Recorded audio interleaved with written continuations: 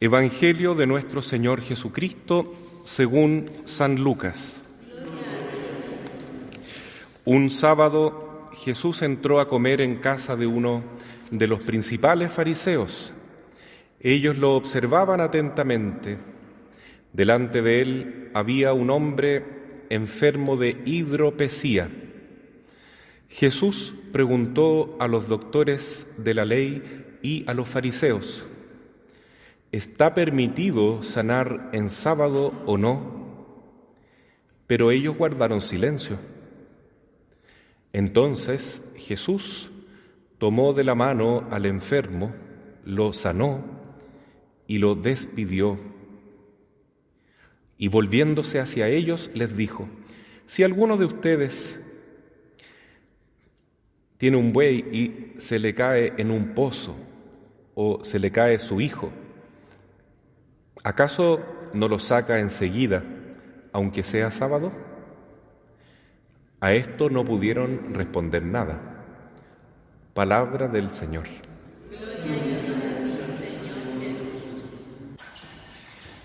Queridos hermanos, en este viernes queremos celebrar una misa pensando en el Sagrado Corazón de Jesús, porque esa es la fuente de nuestra fe cristiana, el amor de Cristo. También la verdad de Jesús se reconoce sobre todo en su amor infinito por nosotros, que realmente nos transforma, y no solo en forma individual, sino también como pueblo, como cultura, como civilización. Ahora que estamos viviendo un tiempo de crisis en nuestro país y también en el mundo, una crisis de identidad, ¿ya? ¿Qué somos nosotros? ¿Quiénes somos los chilenos? ¿Cómo es nuestro país? ¿Existe una nación? ¿Existen muchas naciones? ¿Existe una cultura? ¿Existen muchas culturas? Son preguntas que se hacen los políticos en la Convención Constituyente y que son, digamos, de acuerdo al tiempo que estamos viviendo, un tiempo de crisis, un tiempo de preguntas, de cuestionamientos.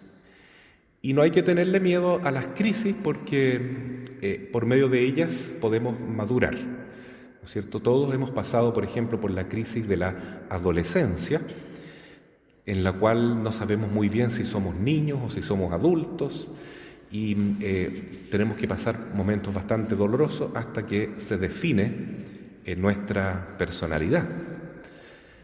Bueno, aquí vemos una crisis que siente San Pablo en la carta a los Romanos como judío. ¿Soy judío o soy cristiano? ¿Se puede ser las dos cosas al mismo tiempo? Sin ninguna duda, claro que sí, porque Jesús formó el pueblo judío para prepararlo a su venida.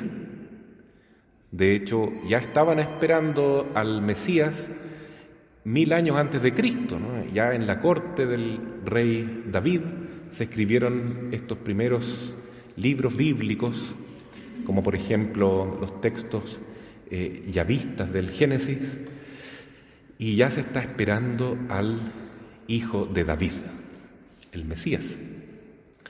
Sin embargo, los judíos, con el paso del tiempo, se fueron creando una estructura religiosa que era más bien externa, superficial, como una cáscara, pero perdió la esencia, perdió la médula de la espiritualidad que Dios le había dado a su pueblo, que dijo muchas veces: misericordia quiero y no sacrificio. O si no, también decía en el primer mandamiento, que los mismos judíos repetían todo el día: escucha, Israel, el Señor tu Dios es solamente uno, amarás a Dios por sobre todas las cosas. Bueno, ¿y dónde está el amor? En los judíos, en los principales judíos, ¿no? En los jefes, en los líderes religiosos. Jesús va a visitar en el Evangelio de hoy, en el capítulo 14 de San Lucas, la casa de un fariseo muy importante, muy importante. Recordemos que los fariseos criticaban a Jesús porque iba a comer a la casa de los pecadores. como los publicanos. Pero también él iba a comer a la casa de los fariseos. Pero los fariseos miraban a Jesús a veces con una cierta condescendencia, como si fuera inferior a ellos, lo querían observar también y ver de qué manera lo podían acusar después. Entonces era una actitud hipócrita, no era una actitud amorosa como la de aquellos que sentían la necesidad de Jesús para sanar física o espiritualmente. Bueno, Jesús llega a la casa de este fariseo y se presenta un hombre con hidropesía, o sea, que estaba inflamado totalmente, tenía agua en todo el cuerpo, estaba muy hinchado, y entonces Jesús sintió compasión de él.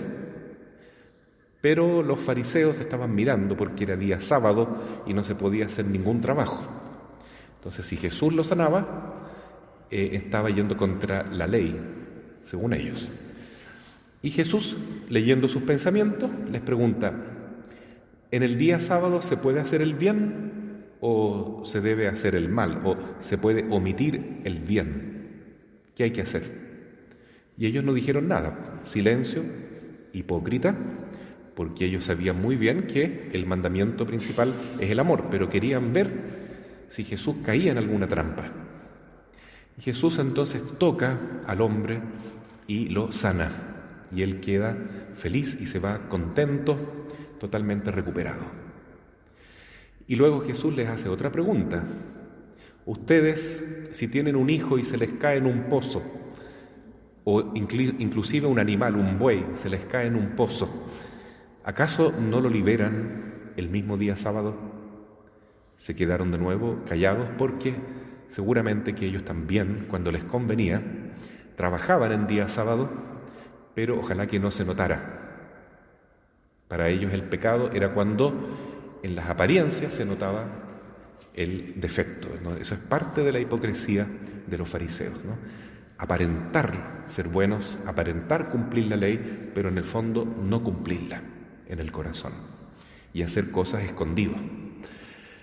Así es que ese era el gran dolor que sentía Jesús, porque los judíos se quedaron en una estructura externa de la fe que era muy superficial y que finalmente perdió la espiritualidad principal, ¿no?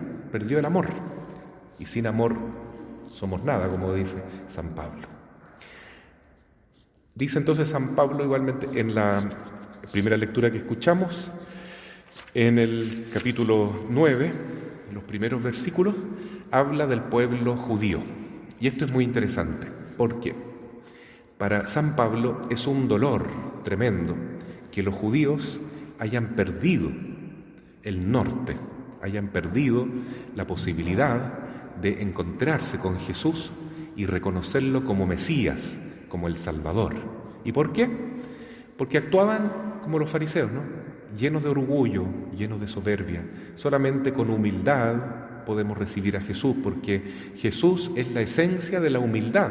Él, siendo Dios, se hizo hombre, pero se rebajó en su condición hasta el máximo, es decir, entre todos los hombres se hizo el más humilde de todos y vino para servir y no para ser servido. Entonces, sin humildad, sin esa infancia espiritual que habla Santa Teresita, el Niño Jesús, no se puede creer nomás, no podemos tener fe. Y ese es el dolor de San Pablo. ¿Por qué mi pueblo, mi propia raza, ha rechazado a Jesús? Yo aceptaría todos los males del mundo, dice San Pablo, desearía ser maldito en favor de mis hermanos, con tal de que ellos conozcan a Jesús, porque ellos tienen la legislación, el culto, las promesas, son el pueblo de Dios, son el pueblo elegido, y sin embargo se quedaron fuera, porque no aceptan a Cristo. Y este entonces es, para nosotros cristianos, el gran punto, ¿no? La gran pregunta que nos tenemos que hacer: ¿somos o no somos? ¿Somos con Jesús o somos contra Jesús? No importa la cultura, el pueblo, la raza, el color de la piel, como dice el canto. Lo importante realmente es que vivamos en Cristo y que dejemos a Jesús entrar en nuestra cultura, en nuestra familia, en nuestra vida. En estos días hablaba con un señor que es muy amante de la cultura mapuche y él se reconoce mapuche, propio del pueblo mapuche, pero él dice, para mí la religiosidad mapuche es la base, que hay cosas tan bonitas, me decía, como el amor a la familia, el amor a la naturaleza, pero yo reconozco también que me falta algo todavía en mi cultura propia. Y ese algo que me falta me lo da Jesús. Como que, por ejemplo, le dije, bueno, por ejemplo, nosotros tenemos todavía el ojo por ojo, diente por diente. Igual que los judíos. Para los judíos era una ley, ojo por ojo, diente por diente. O sea, justicia humana. En cambio, Jesús, con su bondad infinita, nos enseña a amar a los enemigos. Y eso solamente puede venir de Dios. Por eso yo soy cristiano, decía él, porque a mí Jesús me complementa perfectamente mi cultura, mi fe mapuche, pero me eleva mucho más, porque ahora comprendo que soy un hijo de Dios. Y el Hijo de Dios puede perdonar a los enemigos, tal como Jesús perdonó. Entonces, eso es muy bonito, ¿no? Verlo de esa manera. No se contradice ser judío con ser cristiano.